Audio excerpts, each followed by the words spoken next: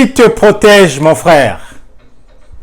Voilà un message que j'ai dans mon cœur, que je voudrais partager avec toi. Je voudrais juste prendre 5 minutes, tout au plus, de ton temps pour parler de ce message. Qui te protège?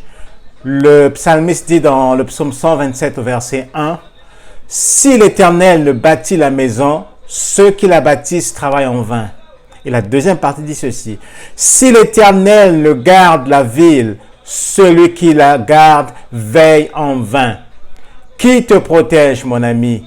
Qui veille sur toi, sur ta famille, sur tes biens? Vous savez que le besoin de protection est un besoin très capital, surtout dans la vie des adultes. Nous avons des ennemis, nous avons des gens qui nous détestent, parfois pour n'avoir rien fait, des gens qui nous envient, nous avons des gens qui veulent notre mort. Les empoisonnements sont légion, surtout dans les grandes villes, au Cameroun, à Kinshasa, à Brazzaville, partout, les empoisonnements sont légion. Alors les gens sont derrière la protection. Les gens veulent se protéger sur le plan physique et aussi sur le plan spirituel, contre les sorciers, contre les attaques mystiques, contre toutes sortes de choses. Alors mon frère, ma sœur, la question que je te pose ce matin, qui te protège? En qui as-tu mis ta confiance pour ta protection?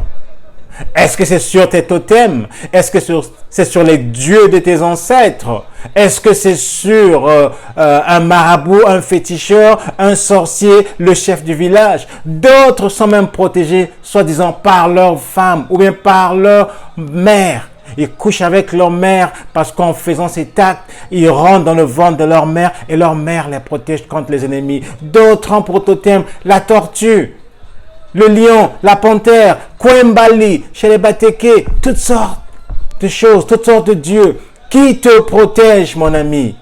Jésus est le seul, la vraie protection, la protection sûre, la protection, le missile antipatriote, le bouclier antimissile le plus sûr, c'est Jésus. En dehors de Jésus, tu perds ton temps. Même le grand architecte lui-même, à la voix de Jésus-Christ, il fléchit les genoux. Mon ami, c'est pas un occultiste, c'est pas un magicien, c'est pas le prêtre du village, de la ville qui va te protéger. Jésus est la seule protection. Jésus est la seule protection. Mets ta confiance en Jésus. Dans Job 1 au verset 10, Satan lui-même parle à Dieu et lui dit ceci. Parlons de Job. Ne l'as-tu pas protégé, lui et sa maison, et tout ce qui lui appartient?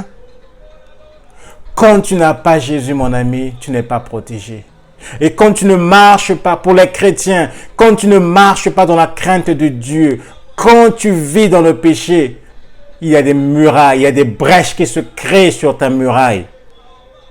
Tu n'es plus protégé, mon ami. Marche dans la sainteté, toi qui es chrétien. Si tu avais rétrogradé, reviens à Jésus, s'il te plaît, mon ami. Les temps sont mauvais. Et toi qui n'as pas encore cru en Jésus, c'est le moment. Donne-lui ta vie. Crois en lui. Confesse de ta bouche qu'il est le Seigneur, que c'est lui qui est venu sur cette terre pour te réconcilier avec lui. Qu'il est mort pour tes péchés. Demande-lui pardon pour tes péchés. Et reconnais-le comme ton sauveur. Si tu confesses de ta bouche, tu seras sauvé. Car c'est en croyant du cœur et en confessant de la bouche qu'on parvient au salut.